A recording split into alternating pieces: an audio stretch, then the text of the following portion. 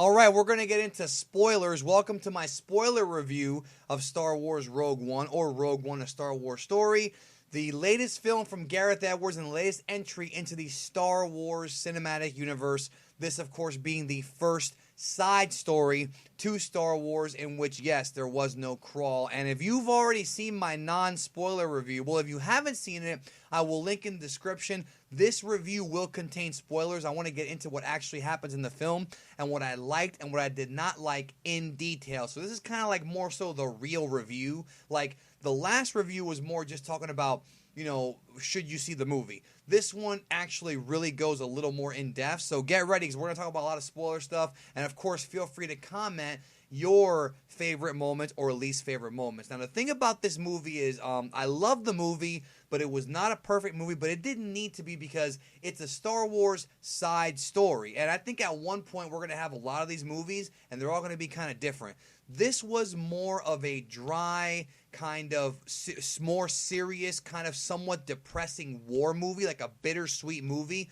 It doesn't have a lot of the fun that, you know, in my opinion, that like Force Awakens had, or even like Empire and Star Wars. It's missing like that Han Solo character, but it does have K2SO, the droid, to hit us with the witty jokes and whatnot. Now, the other thing about this movie that I thought was not good, okay, one of the things that I'm starting to notice with both this film and Force Awakens that I think needs to be rectified going forward, is that they're relying too much on nostalgia pops. And what I mean by that is this. I was watching the movie, and I was enjoying the story. I was liking the film. The characters are okay.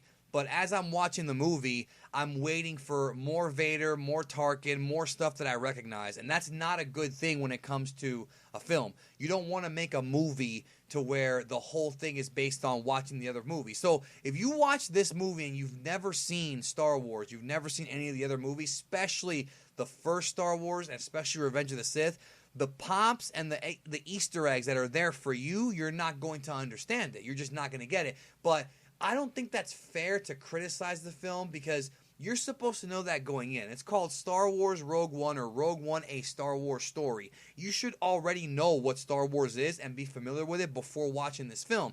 I know some critics will sit there and they'll say, well, this is made more so for the fans, and I respect that completely, but the answer is yes, it is totally made for the fans. You can't go into this movie expecting it, you know, to be filled in on everything. There's not even an opening crawl. Like, you just don't know anything. You have to know going in.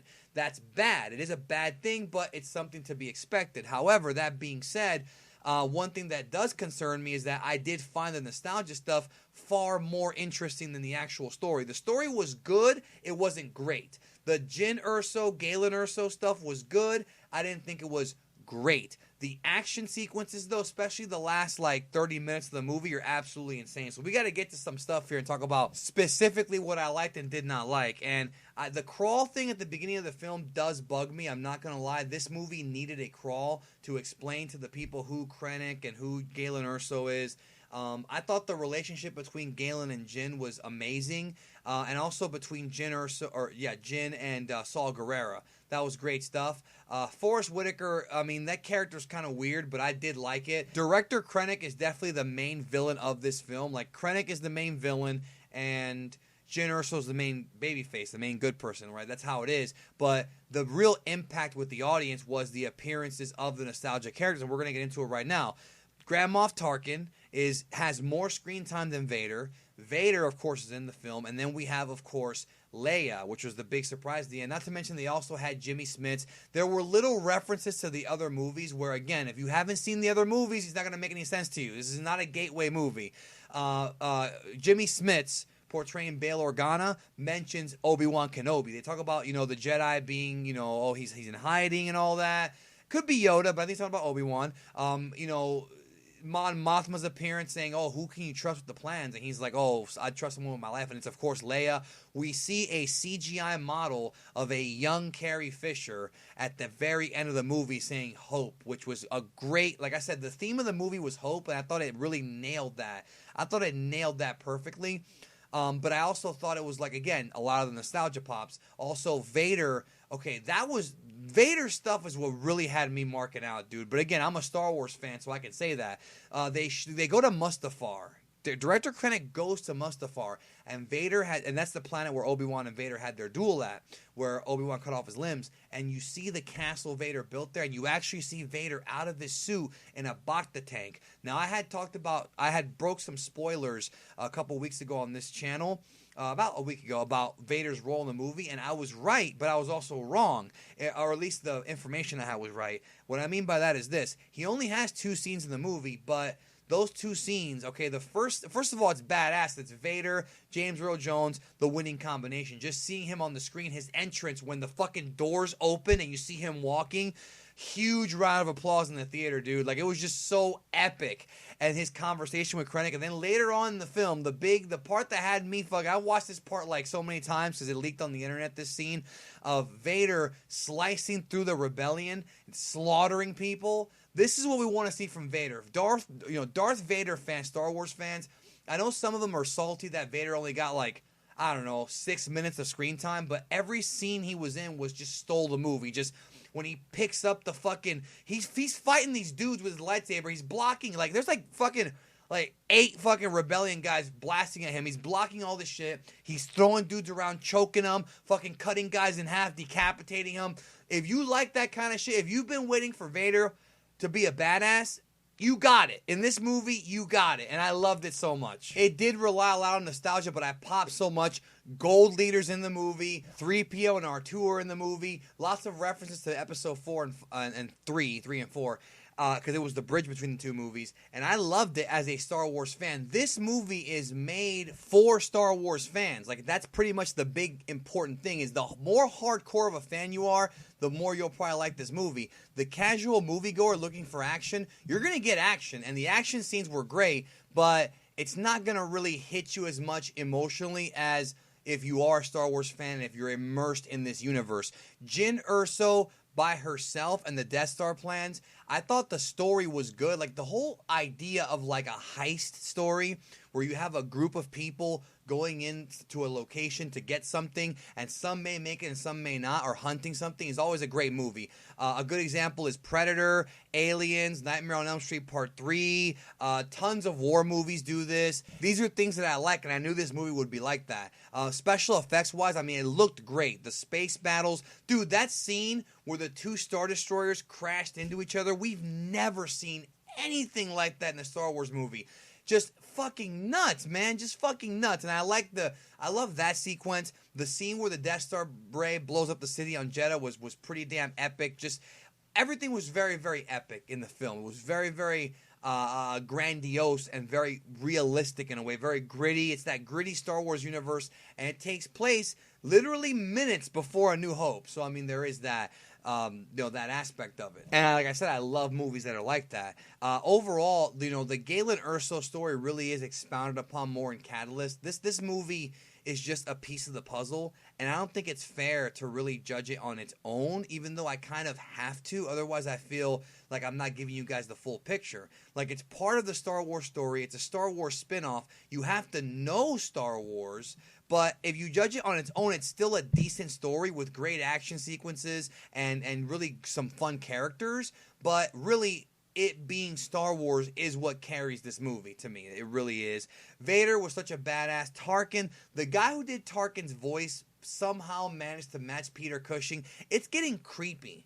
It's getting creepy that these movies are now bringing actors back to life that have been dead for years. I don't really understand how in the hell they were able to pull that one off. Now, unlike Force Awakens, there are really no unanswered questions here. Like, every, spoiler alert, like I said, spoiler review, everybody dies, including Jyn Erso. They make you think that at the end she's going to survive, but then you see how big the explosion is, she dies. Pretty much everybody who's not in A New Hope is pretty much dead, and it's kind of mind-boggling to think about, that's what happens. But all the main characters pretty much bite it. K2SO died.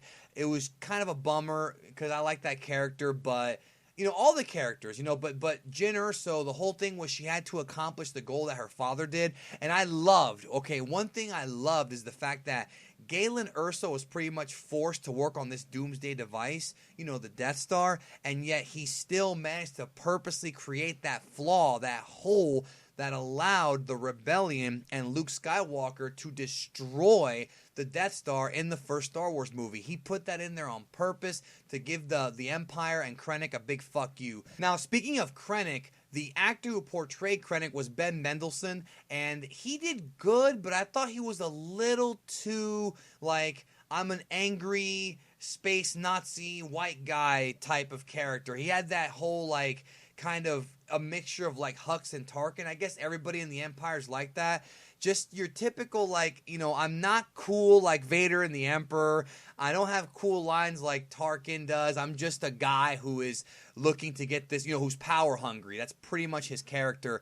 But it was one of those things where I didn't hate it. It was just somewhat generic, to be honest. That's my opinion on that. Also, there was tons of lore that was explored here, too, which I really loved. They mentioned for the first time in an actual movie, they mentioned Kyber crystals, and they talked about how the Death Star cannon, the Death Star planet destroyer, is made from Kyber crystals that they were harvesting on Jeddah. And I love the scene where Krennic goes to see Vader, and Vader's like talking about, oh, don't worry, the Senate knows nothing about the Death Star. Because the whole thing about the Death Star is that it was built in secret. This is explored a lot more in Catalyst. The Death Star was built in secret. Nobody even knew what it was until this film, until the events of Rogue One and, of course, Star Wars.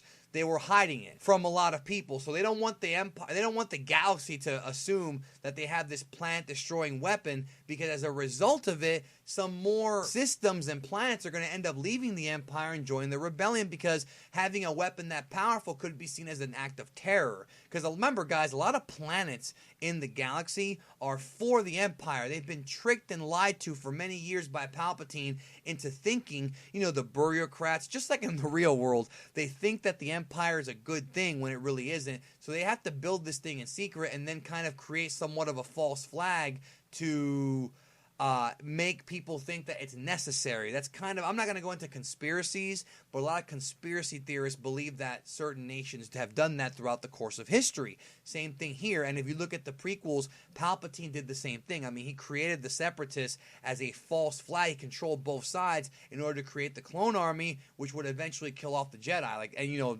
pretty much guarantee him full control. So the whole thing was, you know, it's definitely glanced over in this film, the idea of it being a secret project. And, you know, the space battle at the end of the movie was unbelievable. I felt it was incredible. I thought that, really, like I said, I don't know what you guys think. I want to know your comments, but the last, like, 15 minutes of the movie, maybe 20 minutes, was amazing. There was the break-in. There was the fight on the beach. I'll be honest, the fight on the beach with the AT-ATs was a little bit disappointing. There was some cool stuff. The space battle was incredible. And, of course, Vader showing up and chopping dudes up was just, it was a dream come true for me. It really was. I enjoyed this movie. Looking at it, comparing it to Force Awakens, I was much more emotionally invested in Force Awakens. I was emotional in this movie, but in that movie, it really, really grabbed my heart. This one didn't grab it too much, to be honest, but the scene with Vader at the end was just, oh man, like, it was so badass, man. I want to watch that part over and over again. Just incredible stuff. So I like the movie. I don't think it's as good as Force Awakens, but it definitely belongs in the Star Wars universe. I think it's safe to say that if you're a Star Wars fan, you need to see this movie. I mean, I don't see why you should have already seen it if you're watching this review, because I want to know what you liked and did not like about the movie. Let me know what you thought. Did you think the characters were one-dimensional? I've seen that. I thought some of them were, but K2SO and Donnie Yen, I thought they were the best. I thought, you know, Chirrut and K2SO were awesome. Diego Luna as Cassian Andor was great. Felicity Jones was okay as Jyn Erso. She had kind of that deer in the headlights look in a few scenes here and there, but it was still, you know, good. And of course, the direction from Gareth Edwards, very different, very unique way he did this movie, but it's supposed to be a separate movie. It's supposed to be its own story, and I kind of like that. I thought it was fine. Again, just too many nostalgia pops maybe, but it's still, again, I can't criticize it because it's Star Wars, dude, and it's supposed to be for the Star Wars fans. If you don't know the universe, you might not enjoy it, know what the hell's going on. So the more you enjoy Star Wars, the more you'll enjoy this movie. That's my opinion. If you're looking for something more lighthearted and fun, I would stick with, you know, maybe some of the Clone Wars episodes, maybe some of the older trilogy movies or Force Awakens. This movie was dark as hell, very sad. Everyone fucking dies. It's expected, but also like still sad. So thank you for checking out my spoiler review of Rogue One. I know we're going to have a lot more to talk about in the future for this film. And I say, fuck it, bro. Bring on episode 8. Some people were saying that they don't like the fact that there's too many Star Wars movies. They think that 1 a year is too much. No, 1 a year is perfect. And maybe 2 a year on some years. Not every year. On some years, I would be okay with that. I just want more Star Wars, dude. And you know what? As much as I love watching Rebels and reading the books and the comics, nothing compares to seeing Vader kicking ass on the big screen. It's not going to be the same. There's just something about that. Seeing it with the crowd, hearing them cheer, seeing him kick ass, just very special. Very, very special for a lifelong Star Wars fan like me. Thank you. Talk to you guys later.